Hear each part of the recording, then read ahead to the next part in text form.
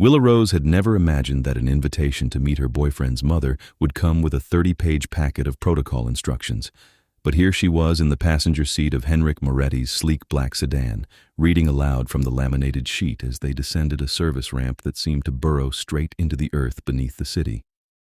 34 forms of address, she read, her voice pitching higher with each word.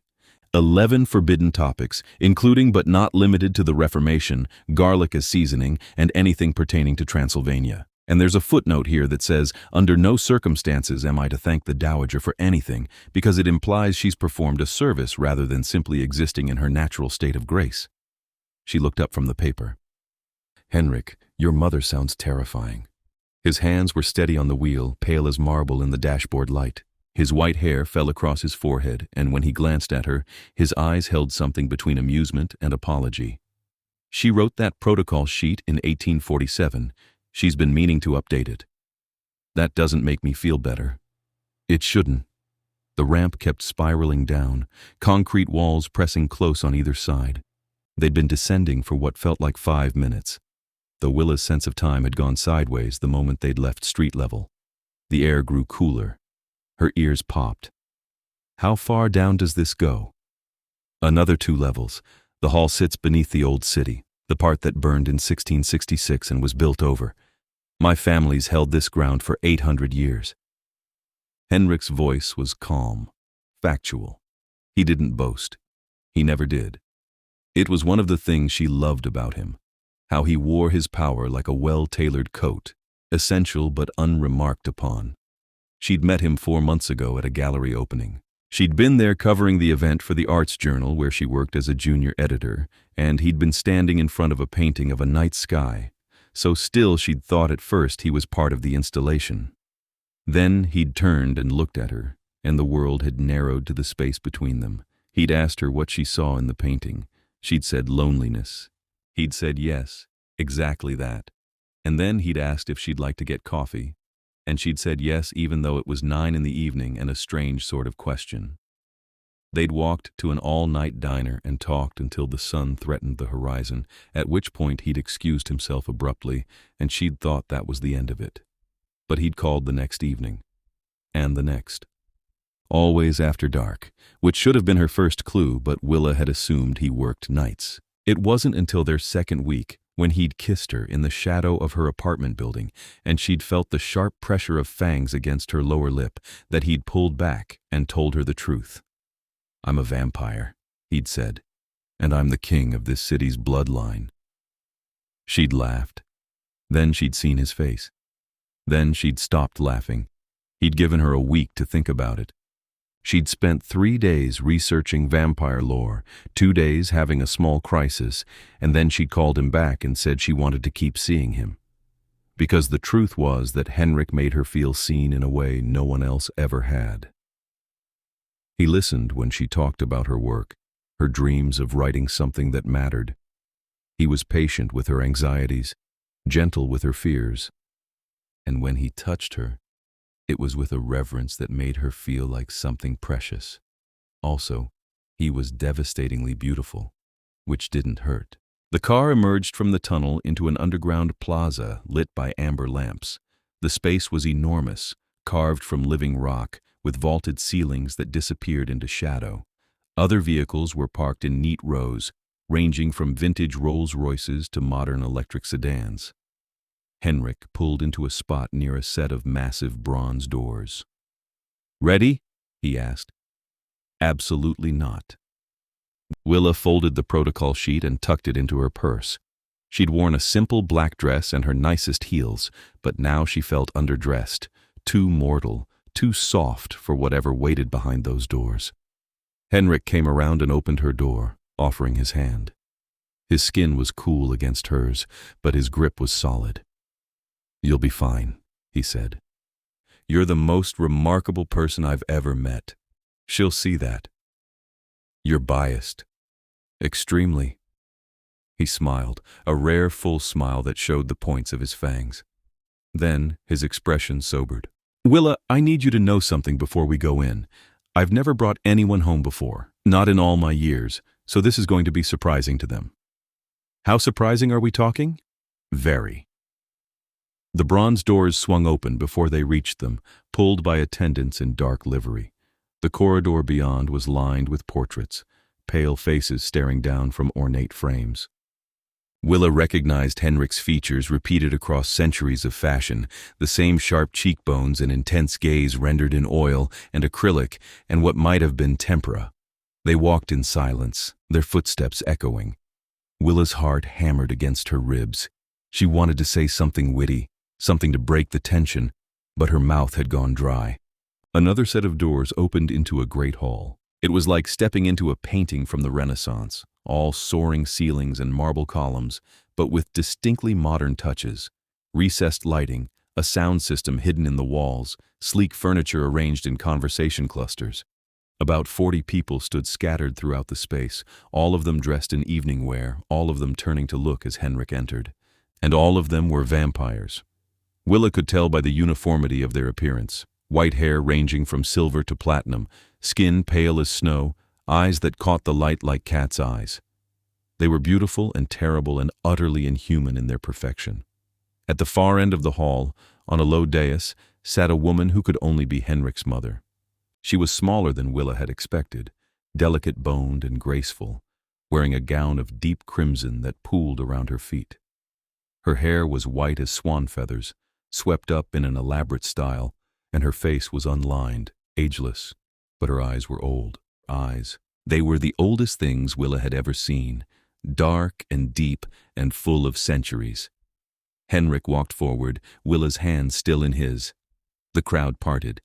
Somewhere, someone gasped. They stopped at the base of the dais. The dowager looked at them, her expression unreadable. Henrik didn't bow. He stood straight, his chin up, and when he spoke, his voice carried through the silent hall. "Mother," he said, "this is Willa Rose. She's mortal. She's staying mortal, and she's the woman I'll marry." The silence that followed was profound. Willa felt the weight of 40 vampire stares, felt her own heartbeat loud in her ears. She forced herself to stand tall, to meet the dowager's eyes. The older woman rose slowly from her seat.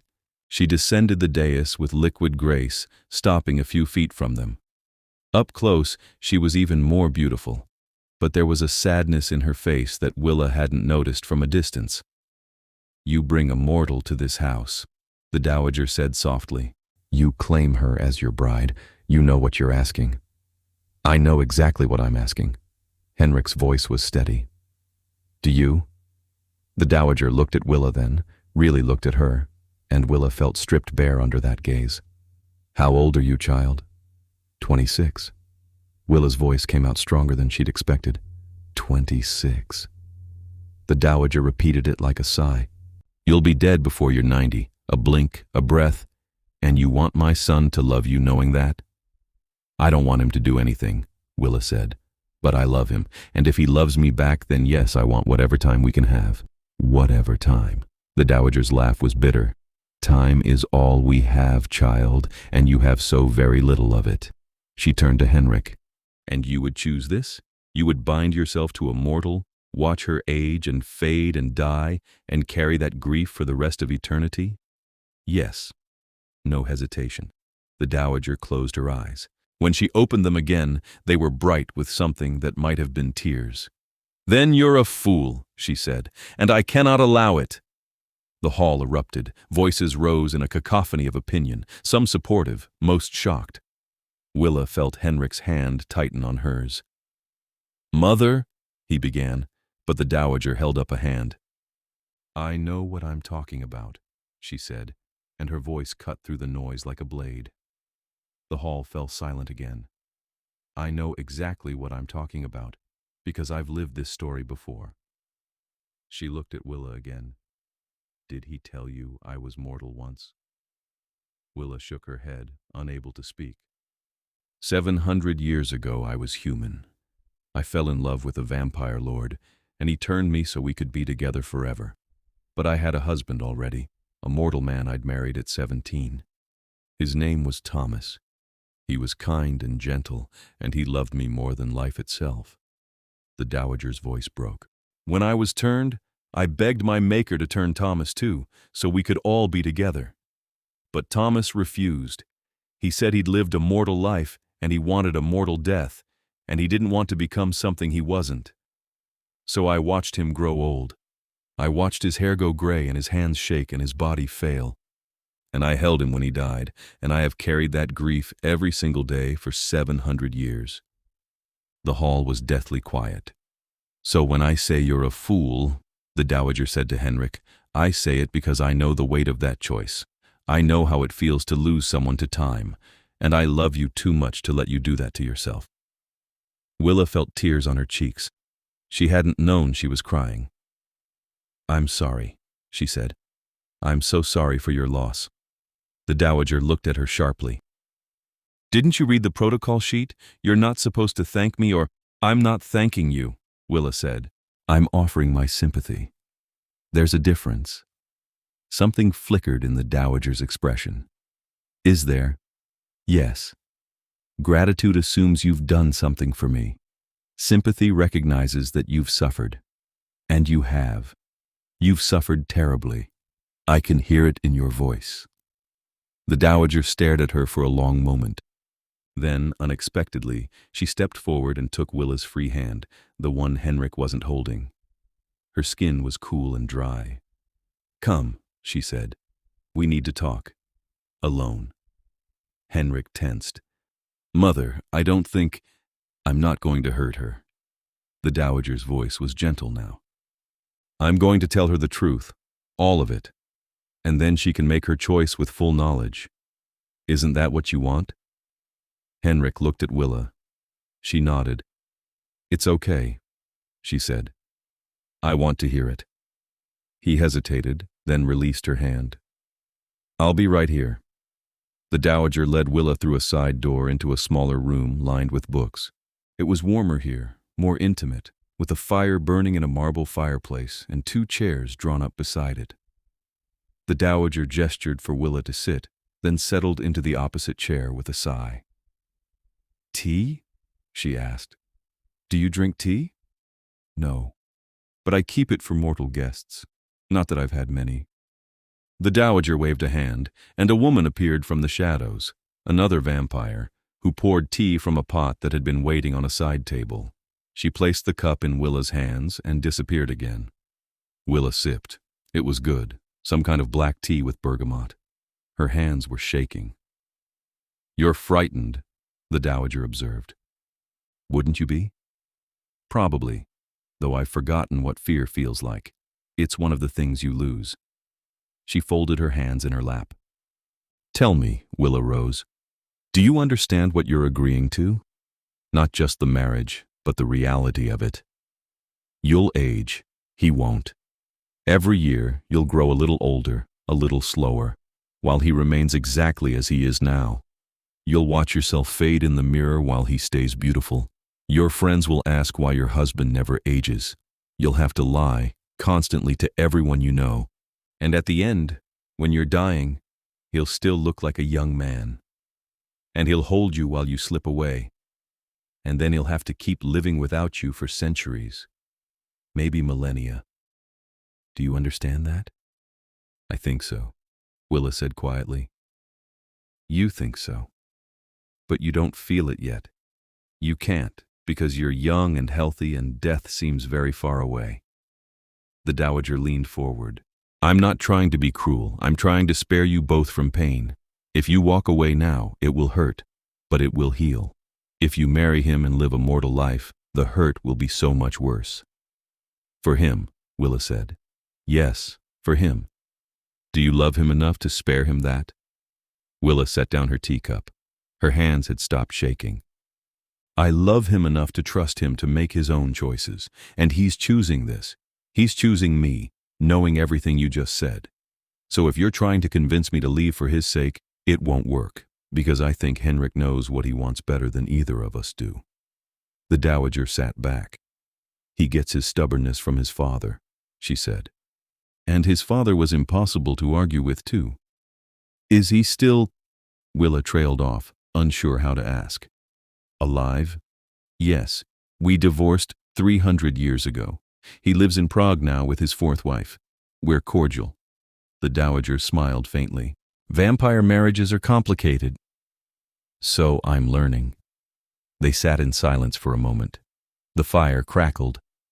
Willa could hear muffled voices from the great hall beyond the door, but she couldn't make out words. Why did Thomas refuse to be turned? Willa asked suddenly. The dowager looked at her. I never fully understood it, she said. He said it was because he believed in the natural order. He was a farmer's son, and he saw life as a cycle: birth, growth, death, rebirth in the crops and the seasons. He said that to break that cycle would be to break something sacred in himself. I thought he was being foolish. I thought he'd change his mind when he got older, when death became more real. But he never did.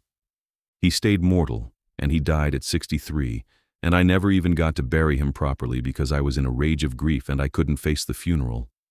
I left, and I didn't come back for 20 years, and by then his grave was overgrown, and no one remembered his name but me. Willa's throat tightened. I'm so sorry.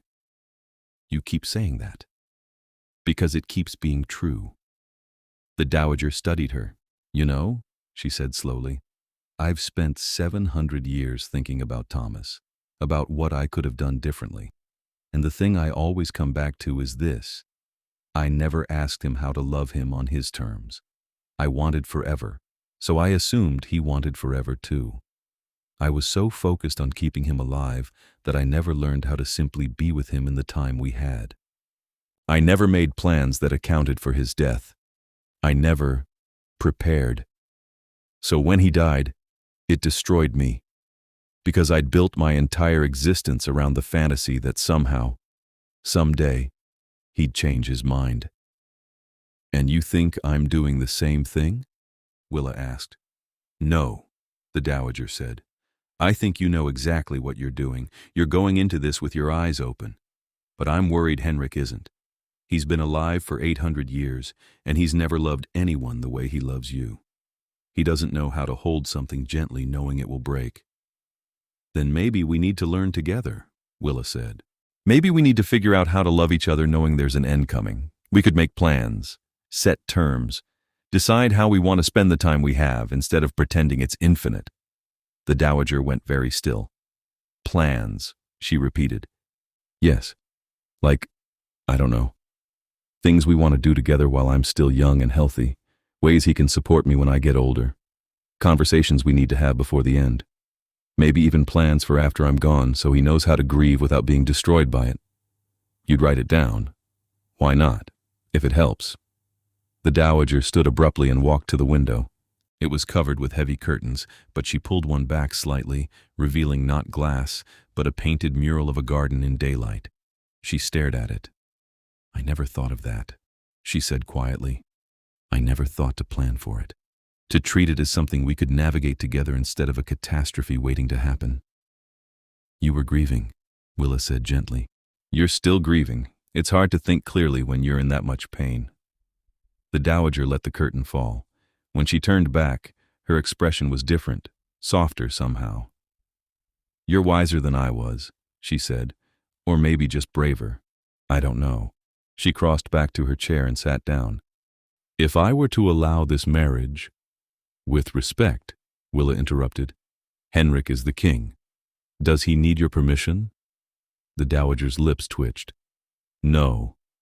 But it would be easier for both of you if you had my blessing. The court listens to me, and there are factions that would cause trouble if they thought I opposed the match. Then what would it take for you to bless it? The dowager considered. Help me, she said. Help me do what I should have done 700 years ago. Help me create those plans, those terms. Write them down. Make them real. Call it a record of intentions, or a map for navigating mortality, or whatever you like. But build it with me, so I can see that you're serious, and so I can learn how to do this right, even though I'm 7 centuries too late. Willa's heart was pounding again, but this time with something like hope. You want to work together?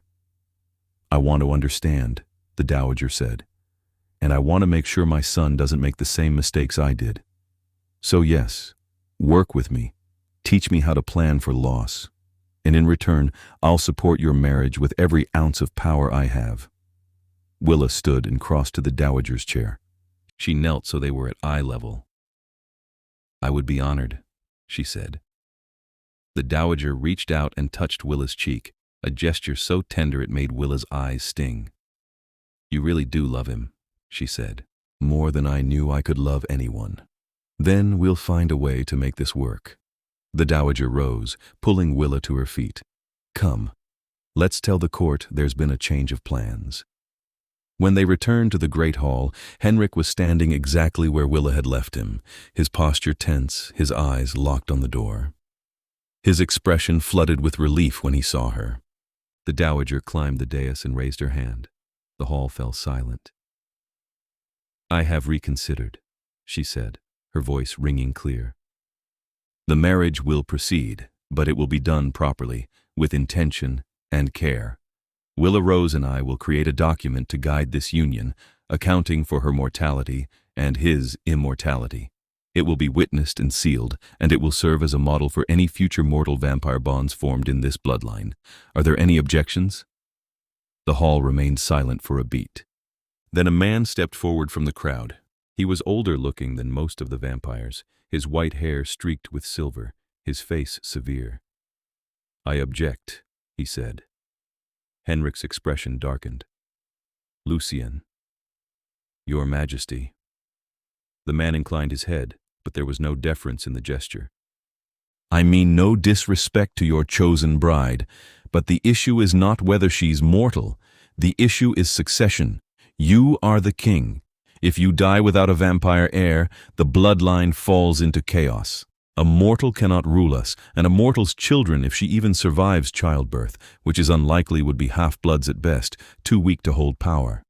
The crown must pass to full vampire nobility. That's the law." Henrik descended from the dais slowly. He walked toward Lucien with deliberate steps, and the crowd parted around him. When he stopped, he was close enough that Lucien had to tilt his head back to meet his eyes. "You're right," Henrik said quietly. "A mortal cannot rule. So I'll make it simple.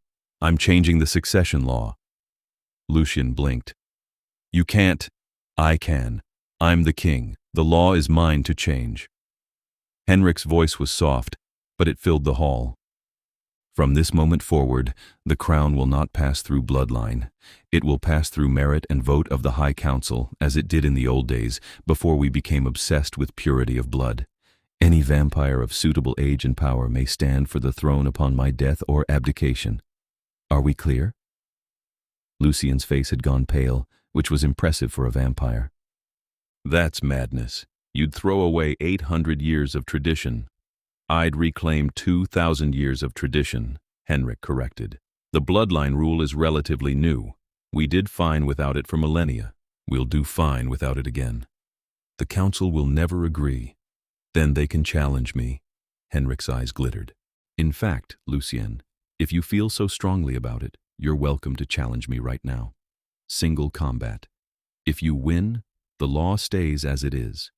If I win, we do things my way." Lucien took a step back. "I'm not challenging you." "No?"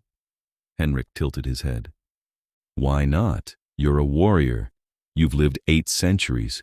Surely you could best me if you truly believed I was leading us astray." "I didn't say." "You said my choice was madness. You said the council would never agree. Those are fighting words, Lucien. So either fight or withdraw your objection." The hall was utterly silent. Willa held her breath. Lucien's jaw worked. Finally, he bowed his head. "I withdraw my objection, Your Majesty." "Good." Henrik turned away, dismissing him. He walked back to Willa and took her hand again. "Anyone else?" No one spoke. "Then we're done here." Henrik looked up at his mother. "Thank you." The dowager inclined her head. "You're welcome, though I expect you'll be thanking Willa more than me before this is over." Henrik smiled at that, a real smile, and pulled Willa close. She felt the eyes of the entire court on them, but she didn't care. She was too busy feeling the solid reality of him beside her, the cool press of his hand, the knowledge that they'd just crossed some enormous threshold together. "Can we go home now?" she whispered. "Soon," he said. First, we have to endure the formal dinner. It's tradition. How long does a formal vampire dinner last? Usually about 6 hours, but I'll try to get us out in 4. Willa groaned. Henrik laughed, and the sound echoed through the hall, warm and surprising. Several of the vampires looked shocked, as if they'd never heard their king laugh before. Maybe they hadn't. The dinner was exactly as excruciating as promised, though the dowager did her best to make Willa comfortable. She sat beside her at the long table, explaining each dish and translating the rapid-fire conversations happening around them. Most of the vampires spoke English, but they lapsed into other languages when they got excited. Latin, Old French, something that might have been Sumerian. The food was mortal fare, prepared for Willa's benefit, though she noticed none of the vampires ate. They sipped from crystal goblets filled with something dark and red that definitely wasn't wine. Willa tried not to think about it too hard. Somewhere around hour 3, a young vampire woman approached the table and bowed to Henrik. "Your Majesty, the archives are ready whenever Lady Willa wishes to begin her research." Willa looked up, startled. "Archives?" The dowager smiled. "I thought we might start our project tonight, if you're willing. The archives contain records of every mortal vampire bond in our history. There aren't many, but they exist. We can learn from them, see what worked and what didn't." "Tonight?" Willa glanced at Henrik. He shrugged. "I'll come with you. I'd like to know what we're working with, too." So that was how Willa found herself, at 2 in the morning, descending yet another staircase into yet another underground chamber, this one filled floor to ceiling with shelves of leather-bound books and scrolls in brass cases and filing cabinets that looked older than democracy. The archivist, a vampire named Seraphine with silver hair braided to her waist, pulled volumes from the shelves and stacked them on a reading table. "These are the relevant texts," she said. "Personal journals, mostly, and a few official records. This one," she tapped a slim red book, "is particularly interesting. It's the diary of Cassia, who married a mortal in 1203 and outlived him by 900 years. She writes about the grief, but also about the joy. It's quite beautiful." Willa opened the book carefully. The pages were yellowed but intact, covered in cramped handwriting in a language she couldn't read. "It's Old French," Henrik said, looking over her shoulder. "I can translate." They spent the next hours reading. Henrik translated, the dowager took notes in a journal with a fountain pen, and Willa listened, her heart breaking and mending over and over as she heard the stories of vampires who'd loved mortals across the centuries. Some of the stories were tragic, lovers who'd grown bitter as the mortal aged, relationships that had soured into resentment. But some were beautiful. Cassia's diary, in particular, was full of small moments, picnics at dawn before the sun grew too strong, dances in moonlit gardens, quiet evenings by the fire. She'd loved her husband fiercely, and when he died, she'd grieved him just as fiercely, but she'd also written, "I would not trade our 40 years for 1,000 years with anyone else. He was my daylight, brief and bright, and I was lucky to have him at all." "That's it," Willa said suddenly. "That's what we need to remember. We're lucky to have this at all." The dowager looked up from her notes. "Say more." "I mean, yes, it's going to hurt when I die. And yes, Henrik will grieve. But we could also choose not to be together at all to avoid the pain. And that would mean missing out on all the joy. Every laugh, every conversation, every morning we wake up together. All of that has value. The pain doesn't erase the joy. It's just the price we pay for it." "The price of loving," the dowager said softly. "Yes." Henrik reached over and took Willa's hand. "I'm willing to pay it. I know you are." Willa squeezed his fingers. "But we still need to plan for it. We need to make sure we're not just stumbling into the grief blindly." The dowager tapped her pen against her journal. "What if we created a ledger?" she said. "Not just plans, but a record. A place to write down everything, the promises we make, the dreams we have, the ways we want to navigate each stage of life. And also, the hard things, how to handle aging, how to prepare for death, how to grieve afterward. We could call it a ledger of days, a full accounting of the mortal life we're choosing to share." Willa felt something warm bloom in her chest. "That's perfect. Then let's start." The dowager turned to a fresh page in her journal. What do you want, Willa Rose, in your time with my son? What dreams do you have? Willa thought about it. I want to travel, she said. I want to see the places he's lived, the cities he's walked through. I want to know his history, not just hear about it. And I want to write. I want to finish my novel. I've been working on it for 3 years, and I keep putting it off. But if I only have a limited time, I want to use it well. Good. The Dowager wrote it down. Henrik? He was quiet for a moment. I want to learn how to be gentle with time, he said finally. I've always had so much of it that I've wasted it. I want to learn how to savor the days, to be present for every moment with Willa. And I want to make sure she's provided for, that she never has to worry about money or safety or anything practical. I want her to be free to live her life fully.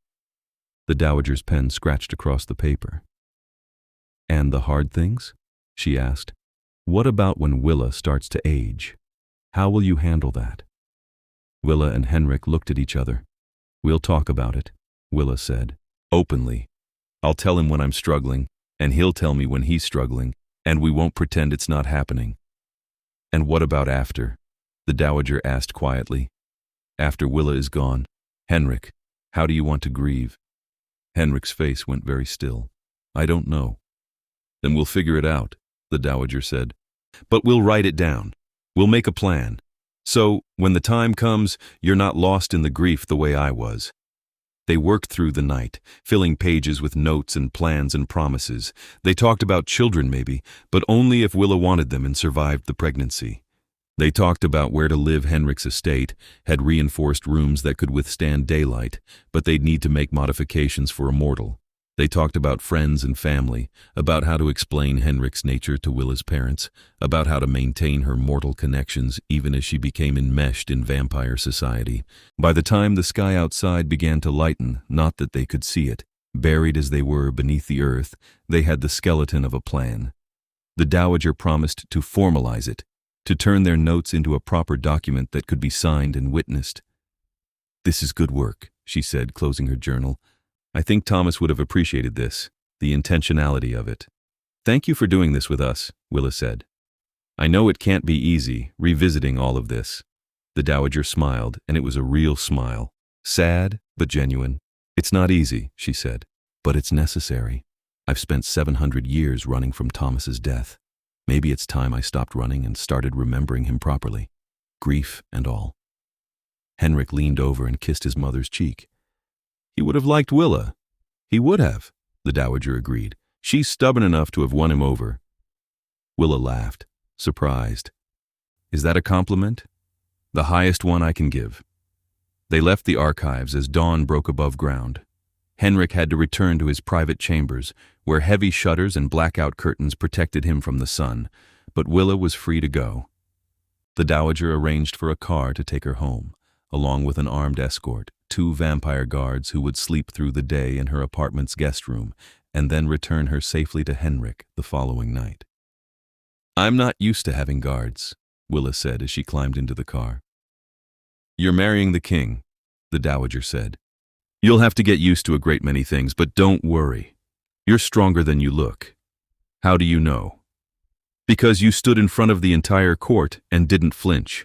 Because you looked at 700 years of grief and said we could plan for it. Because my son loves you, and Henrik has always had excellent instincts. The Dowager reached through the car window and patted Willa's hand. Go home. Rest. We'll resume tomorrow night. The ride back to Willa's apartment took 20 minutes. She stumbled through the door, exhausted, and fell into bed fully clothed. She slept through the day and woke at sunset to find a text from Henrik. Thinking of you. Can't wait to see you tonight. She smiled and typed back, Same. Come over when you wake up. He arrived an hour later, stepping out of the shadows in her living room as if he'd materialized from thin air. Willa was used to his tricks by now, the way vampires could move so fast they seemed to teleport, the way they could climb walls and blend into darkness. It was unsettling, but it was also part of who he was.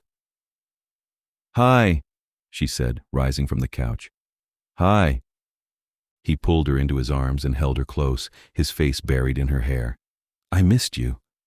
It's been 12 hours. Too long. She laughed and pulled back enough to look at him. How are you feeling about everything? Overwhelmed, he admitted. But hopeful. I've never had hope like this before. I've had power and wealth and time, but I've never had something to build toward. Does that make sense? Perfect sense. She kissed him, soft and slow. I love you. I love you too. He rested his forehead against hers. Thank you for doing this, for being willing to work with my mother, for planning all of this with me. I know it's not romantic. It is romantic, Willa interrupted. It's the most romantic thing anyone's ever done for me. You're choosing me, knowing all the costs. That's love. They spent the evening curled together on the couch, watching a movie neither of them paid attention to. Henrik's phone buzzed intermittently with messages from the court, but he ignored them all. They can wait, he said. Right now, the only thing that matters is this. Over the next weeks, Willa and the Dowager continued their work on the Ledger of Days. They met in the archives, in the Dowager's private study, and once in Willa's apartment, where the Dowager marveled at the tiny space and the lack of servants. You really live like this? She asked, looking at Willa's kitchenette. Most mortals do. It's so small. It's cozy. The Dowager laughed. I suppose it is. They filled the ledger with everything they could think of. Practical things, medical directives, financial plans, legal documents to ensure Willa's wishes would be honored, emotional things, promises to communicate honestly, to support each other through the hard transitions, to celebrate the small moments, and grief things, how Henrik would mourn, what rituals he would perform, how long he would wait before allowing himself to move on if he ever did. You don't have to wait forever, Willa said one night as they worked. After I'm gone, you can fall in love again if you want. I won't be there to mind. Henrik, who was reading over her shoulder, tensed. I don't think I could. You don't have to decide now, Willa said gently. But I want you to know you have my permission. I don't want my death to be the thing that defines the rest of your existence. The Dowager looked up from the document she was annotating. That's generous of you. It's realistic, Willa said. Henrik's going to live for thousands of years, probably. I'll be a chapter in his life, not the whole book. I can live with that. You're more than a chapter, Henrik said fiercely. You're the turning point. Everything before you was prologue. Everything after will be shaped by knowing you. Willa's throat tightened. That's beautiful. It's true. They worked through the autumn, filling the ledger page by page. By the time winter came, it was nearly complete. A leather-bound volume, handwritten and illustrated with small sketches the Dowager had drawn in the margins. It was part legal document, part love letter, part instruction manual for navigating mortality. It's done, the Dowager said one evening in December, setting down her pen. Or at least it's done enough. We can always add more as things change. Willa turned the pages, marveling at the work they'd done. It was strange to see her own death planned out in such detail, but it was also comforting. There was power in knowing the future, even if that future was uncertain. There's one more thing we need to do, the Dowager said. We need to mark the opening of the ledger, a ceremony of some kind to acknowledge what we've created. What kind of ceremony? Willa asked. The Dowager looked thoughtful. I never had a funeral for Thomas, she said. I never said goodbye properly. What if we held one now? Not for him exactly, but for the idea of him. A ritual to honor the mortal lives we're choosing to embrace and to acknowledge the grief that will come. A way to start the ledger with intention. Henrik reached over and took his mother's hand. I think that's a good idea.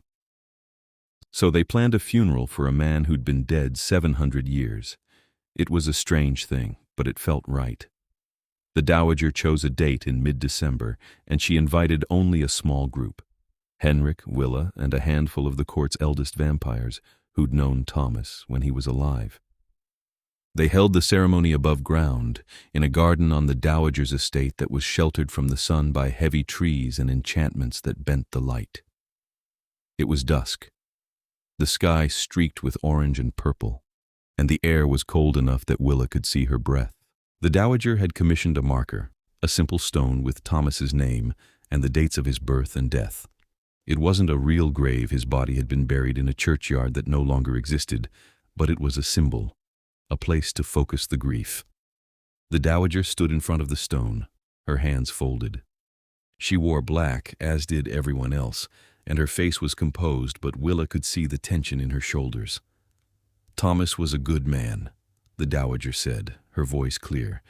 "He was kind and patient and steady. He loved me when I was mortal, and he loved me after I was turned, and he chose his own path even when it broke my heart. I've been angry at him for 700 years for leaving me. But tonight, I'm choosing to let go of that anger. I'm choosing to remember the love instead." She knelt and placed a white rose on the ground in front of the marker. "Thank you," she said softly, "for the years we had, for teaching me what it means to love someone on their own terms. I'm sorry I didn't learn the lesson sooner, but I'm learning it now." She stood, and one by one, the other vampires came forward and placed flowers on the ground. When it was Willa's turn, she knelt and placed a sprig of rosemary for remembrance beside the roses. "I never met you," she whispered, "but I'm grateful for you. You loved her well. I hope I can do the same for Henrik." Henrik was the last to approach. He placed a single white lily on the pile and said, "Rest well, Thomas. Your story isn't forgotten." They stood together in silence as the sky darkened and the first stars appeared. Willa felt the weight of the moment, the acknowledgement of mortality and love and loss all tangled together. Finally, the dowager turned to face them. "The ledger is open," she said. "Let the days be counted and cherished." Willa felt Henrik's hand find hers. She squeezed it, and he squeezed back, and in that moment, she felt the full weight of what they were doing, choosing each other, choosing a love that would end, choosing to be grateful for it anyway. But the ceremony wasn't the end of the challenges. 2 days later, Willa arrived at the underground hall to find it in an uproar. Vampires were clustered in tight groups, arguing in low, urgent voices, and the air was thick with tension. "What's going on?" Willa asked Henrik, who met her at the door with a grim expression.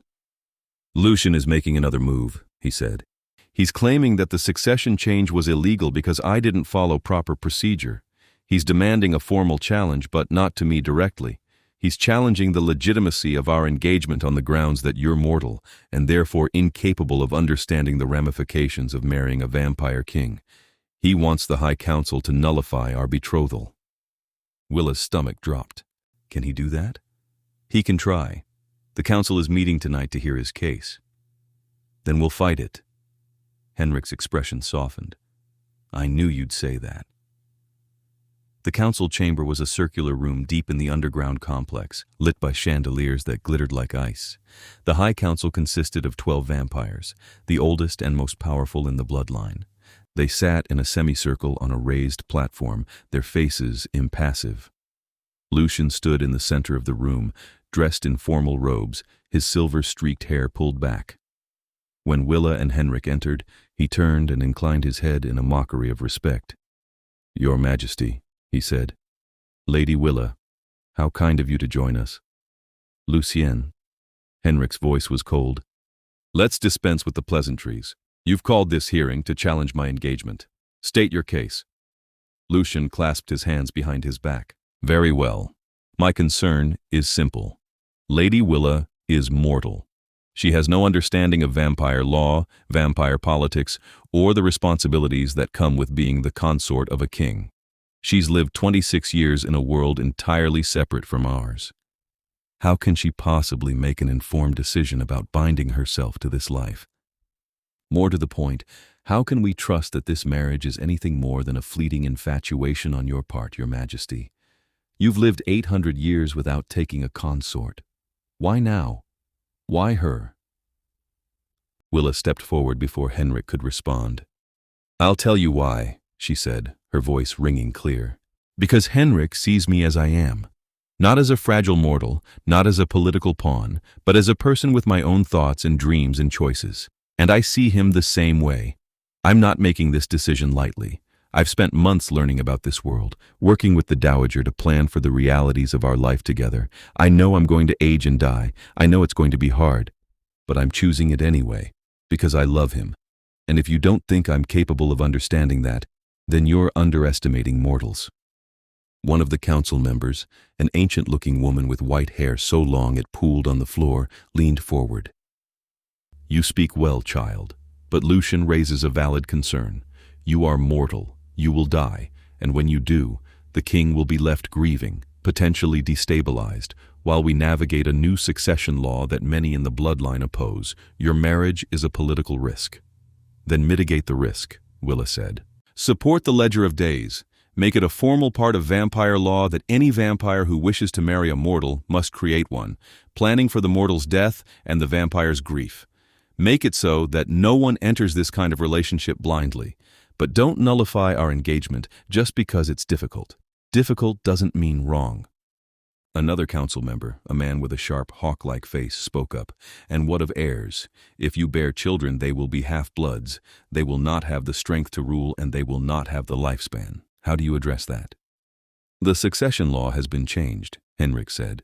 Any vampire of sufficient power and merit can stand for the throne. My children, if I have them, will not inherit by blood. The issue is moot.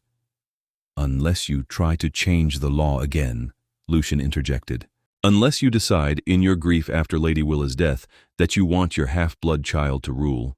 You'd have the power to do it. How do we know you won't? Henrik's eyes flashed. Because I'm telling you I won't, and if you don't trust my word, then we have larger problems than my engagement. Trust is earned, Lucien said, not given. Then let me earn it. Henrik turned to face the council. You want proof that I'm serious about this? That I've thought it through? Fine, I'll give you proof. He reached into his jacket and pulled out a folded document. He handed it to the ancient woman on the council. That is a signed agreement renouncing any claim my mortal children, should I have them, might have to the throne. They will be provided for, protected, and loved, but they will never rule. It's legally binding, witnessed by the Dowager and sealed with my blood. If I break it, I forfeit the crown. The council member unfolded the document and scanned it. Her eyebrows rose. This is comprehensive. Willa and I have spent months planning for every contingency, Henrik said. We've addressed the succession, the grief, the political ramifications. We've created a ledger of days that outlines our intentions and our preparations. This isn't a reckless romance. It's a carefully considered partnership. So if you're going to nullify our engagement, it won't be because we were unprepared. It will be because you don't believe a mortal is worthy of loving a vampire.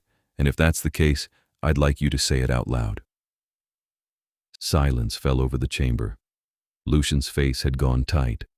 The ancient woman set down the document. I've lived 3,000 years, she said. I've seen empires rise and fall. I've seen love in all its forms, and I've never seen a vampire king prepare for his consort's death before the marriage has even taken place. That takes a kind of courage I didn't know existed. She looked at Lucian. Your objection is noted, but it is overruled. The engagement stands. Lucian's jaw tightened. You're making a mistake. Perhaps, the woman said, but it's the king's mistake to make, not yours. Henrik inclined his head. Thank you, counselor. As they left the chamber, Lucien caught up to them in the corridor. This isn't over, he said quietly. Henrik turned, and the look in his eyes was dangerous. Yes, it is. You've challenged me twice now, Lucian. Once more, and I'll take it as a declaration of war. Is that what you want? Lucian hesitated, then shook his head. No, Your Majesty. Good. Then we're done. Lucian walked away, his shoulders stiff. Willa exhaled shakily. That was intense, she said. Henrik pulled her into his arms.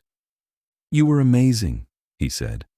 The way you stood up to them, I've never been prouder. I was terrified. I know. But you did it anyway. That's what courage is. She buried her face in his chest. Can we go home now? Your home, I mean. I don't want to deal with any more vampire politics tonight. Yes, let's go home. Henrik's estate was a sprawling mansion on the edge of the city, surrounded by high walls and dense woods. Willa had been there a few times, but she'd never stayed overnight. Henrik was always careful about that, worried that his nature might put her at risk. But tonight, he led her inside and up the grand staircase to his private quarters. The rooms were luxurious, all dark wood and rich fabrics, with blackout curtains over every window. "Stay with me tonight," he said. "Please." She nodded. "Okay." They lay together on his massive bed, tangled in each other, talking in low voices until the sun rose and Henrik began to fade, his body growing heavier as the daylight sapped his strength. "Sleep," Willa whispered, kissing his forehead. "I'll be here when you wake up." She spent the day exploring the estate, marveling at the library with its floor-to-ceiling shelves, the music room with its grand piano, the kitchen that looked like it belonged in a restaurant. The staff were mostly vampires, but there were a few mortals among them, including a housekeeper named Margot who took Willa under her wing. "You're the first mortal Lady Henrik's brought home," Margot said as she showed Willa the greenhouse. "We're all quite curious about you. I hope I'm not disappointing." "Not at all. You're exactly what he needs. He's been lonely for a long time, though he'd never admit it." Willa smiled. "I'm lucky to have him." "He's lucky to have you too, dear." When Henrik woke at sunset, he found Willa in the library, curled up with a book. He sat beside her and pulled her into his lap. "Good morning," she said, laughing. "Or evening, whatever." "Good evening." He nuzzled her neck. "Thank you for staying. I'll stay as long as you want me." "Forever, then," she smiled. "We don't have forever, but we have now, and that's enough." The wedding was held on the first day of spring.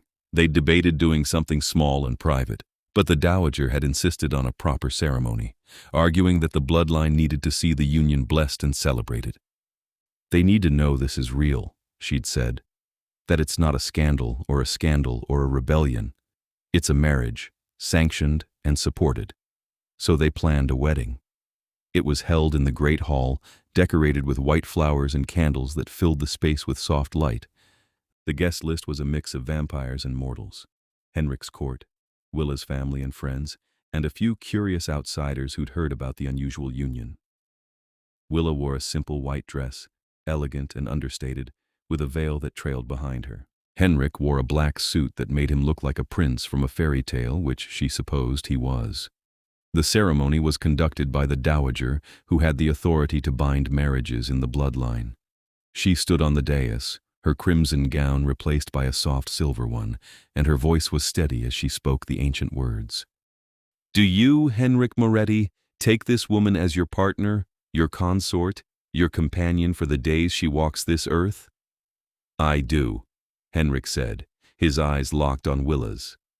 "Do you, Willa Rose, take this vampire as your partner, your protector, your love for all the days of your life?"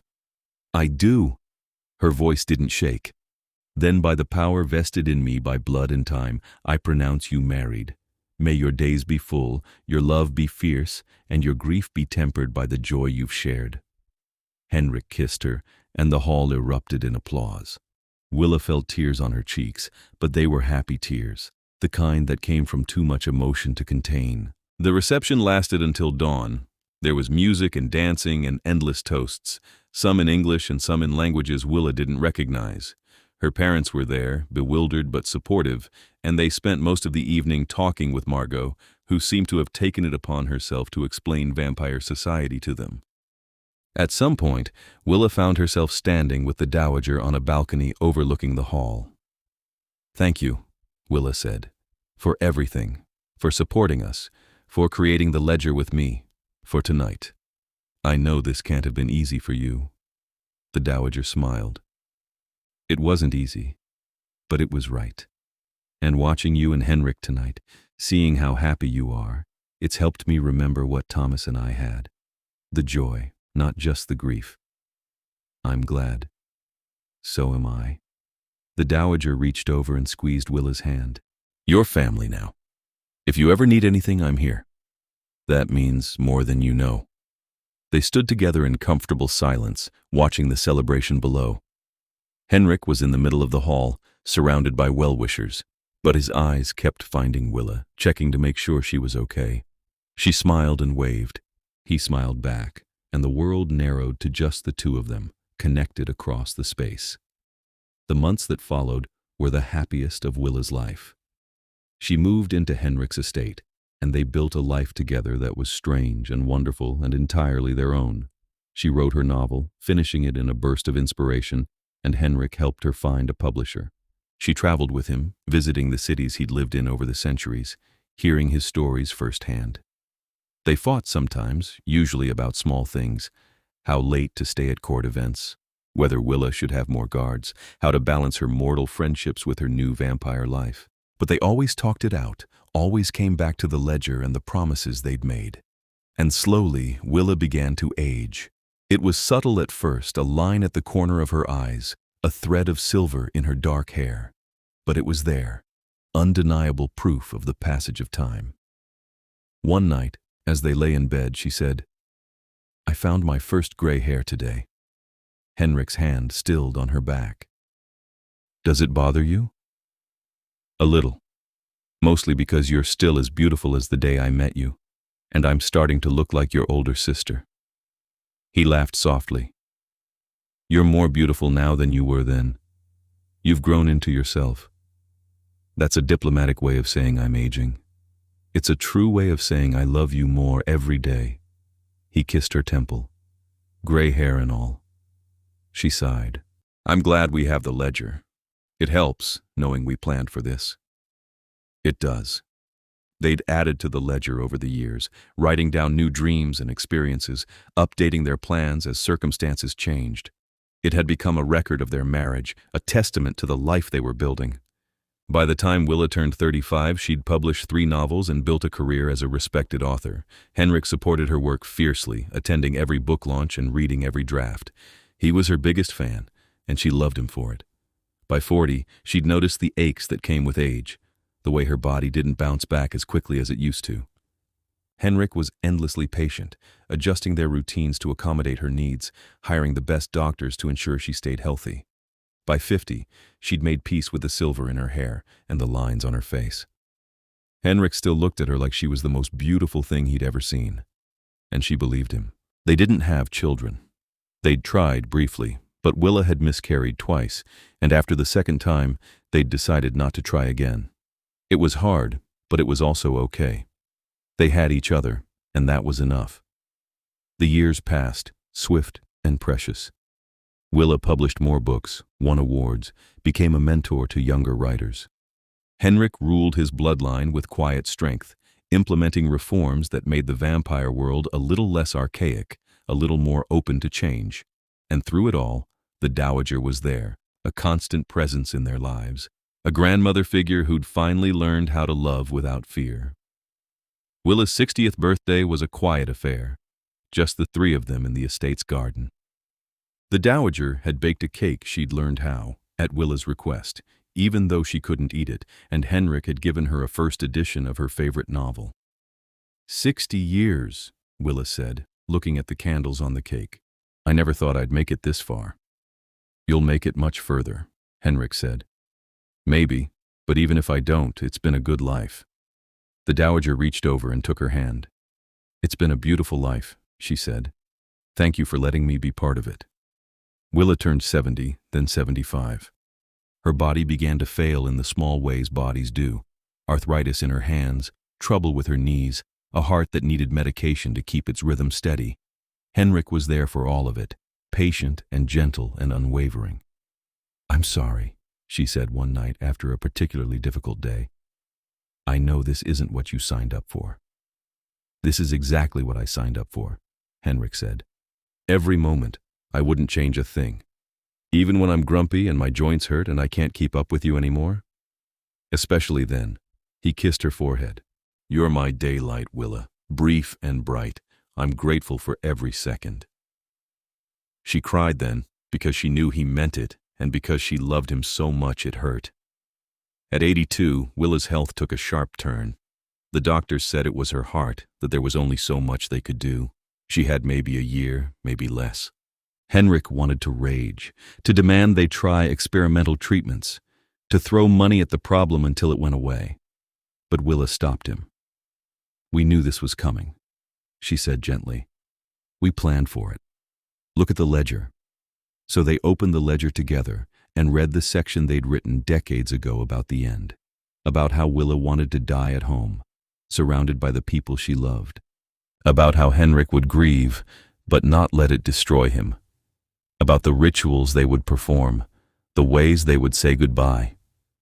I'm not ready, Henrik said, his voice breaking.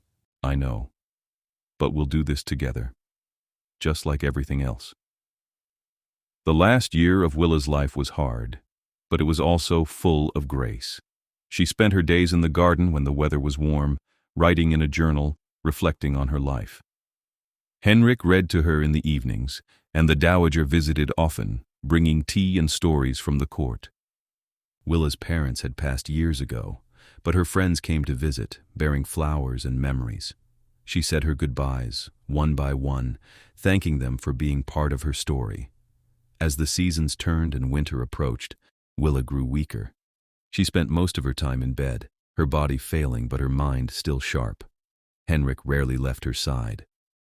One evening, as snow began to fall outside, Willa woke from a nap to find Henrik sitting beside her, holding her hand. Hi, she said, her voice thin. Hi. He smiled, but his eyes were wet. I've been thinking, she said, about the funeral. I don't want it to be sad. I want it to be a celebration. I want you to remember the good things. I will. I promise. And I want you to know that I'm not afraid. I've had a wonderful life. I got to love you and be loved by you, and that's more than most people ever get. Henrik brought her hand to his lips. You've been the best part of my existence, he said. The very best part. You've been mine too. She fell asleep soon after, and when she woke again, the dowager was there too, sitting on the other side of the bed. Hello, dear, the dowager said softly. Hello. Willa smiled. Thank you. For everything. For the ledger, for being our family, for teaching us how to do this. It was my honor. Willa looked between them, at Henrik and the dowager, the two people who'd become her whole world. Take care of each other, she said. After I'm gone, you both need someone. We will, Henrik promised. She closed her eyes. Good, that's good. She died 2 days later, peacefully, in her sleep. Henrik was holding her hand. The dowager was there too, and she sang an old song in a language Willa didn't know, a lullaby from centuries past. The funeral was held in the garden, as Willa had requested. It was a cold day in early December, almost exactly a year after they'd held the ceremony for Thomas. The dowager had insisted on the timing, saying it was fitting, a kind of symmetry. The entire court attended, along with Willa's mortal friends and the staff from the estate. They gathered around a new marker, this one bearing Willa's name and the dates of her life. Henrik stood at the front, dressed in black, his face composed but his eyes red. He held the ledger in his hands. Willa Rose was the love of my life, he said, his voice steady. She was brave and kind and brilliant. She made me better. She made the world better, and I'm grateful for every day I got to spend with her, even though it wasn't enough. It could never have been enough. He opened the ledger and read from the final page, the section they'd written about how to remember and how to grieve. His voice broke once, but he kept going, because that was what Willa would have wanted. The dowager stepped forward when he finished. She placed a white rose on the marker, then turned to face the gathered crowd. I held a funeral once before, for a man I loved 700 years ago, she said. I didn't know how to grieve then. I ran from it, and it consumed me. But Willa taught me a different way. She taught me that grief is the price of love, and that it's worth paying. So today we grieve, but we also celebrate. We honor the life she lived and the love she shared. And we promise to carry her memory forward, not as a burden, but as a gift. She lit a lamp then, a beautiful oil lamp made of brass and glass, and placed it on the marker. The flame flickered in the cold air, but didn't go out. This is the lamp of remembrance, the dowager said. It will burn in her honor, today and every year on this day. as a reminder that Willa Rose was here and that she mattered. One by one, the mourners came forward and placed flowers on the marker. They spoke their memories of Willa, her laughter, her kindness, her fierce intelligence. Henrik stood silent, listening, letting the grief wash over him but not drown him. When everyone had gone, he and the dowager stood alone in the garden. The sun was setting, painting the sky in shades of orange and pink, the colors Willa had always loved. She would have liked this, Henrik said quietly. She would have, the dowager agreed. She reached over and took his hand. You did well, my son. You honored her beautifully. I don't know how to do this, he admitted. How to keep living without her. One day at a time, the dowager said. The same way we've always done. And when it gets too hard, you look at the ledger and remember what she wanted for you. She wanted you to live, Henrik. To keep going. To find joy again, when you're ready. I'm not ready. You don't have to be. Not yet. They stood together in the fading light, the lamp of remembrance burning steady between them. A year passed. Henrik grieved deeply and thoroughly, the way the ledger had said he should. He let himself feel the pain. Let himself remember Willa without trying to push the memories away. He cried, which he'd rarely done in 800 years, and he raged at the unfairness of it all, and he slowly began to heal. The dowager was there for all of it. She understood grief in a way no one else did, and she guided Henrik through it with patience and love. They talked about Willa often, sharing stories, keeping her memory alive. On the first anniversary of Willa's death, they held the ceremony the ledger had described. It was dusk, the sky streaked with color, and they gathered in the garden where Willa had spent so many happy hours. The dowager approached the marker and lit the lamp of remembrance, just as she had the year before. The flame caught and held, steady and bright. Willa Rose, the dowager said softly. We remember you. We honor you. We carry you with us. Henrik stood beside her, his hand on the marker. He'd brought something with him, a copy of Willa's final novel, the one she'd finished just before she got too sick to write. It had been published posthumously, and it had become a bestseller, a love story about a mortal woman and an immortal man learning to navigate their different lifespans.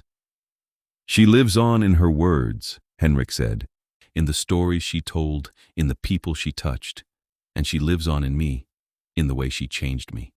I'll carry her with me for the rest of my existence, and I'll be grateful for it.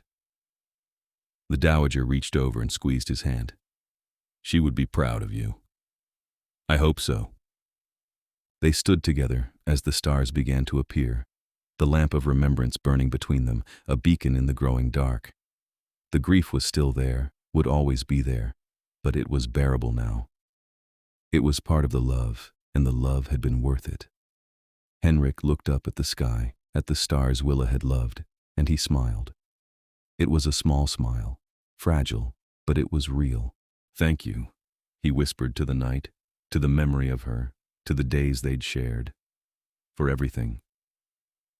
The lamp flickered but didn't go out, and in the garden, surrounded by the peace of the evening and the steady presence of his mother, Henrik felt something he hadn't felt in a year. Hope. The world kept turning. He would keep living. And somewhere in his heart, Willa would always be there, bright and brief and beautiful, the daylight of his long, long life. The ledger had been right.